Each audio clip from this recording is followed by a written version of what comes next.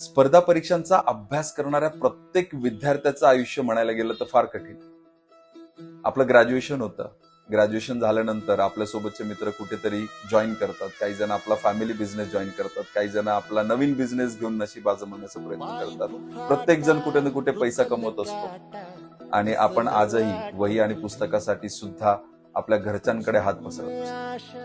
या गोष्टीची नक्कीच आपल्याला लाज वाटते, कुठेतरी त्रास होतो की आपल्या सोबतचे मित्र पुढे निघून चालले. पण हे लक्षात ठेवा मित्रांनो, तुम्ही शॉर्ट टर्म गोलसाठी नाही खेळत, तुम्ही खेळताय तर लॉंग टर्म गोलसाठी.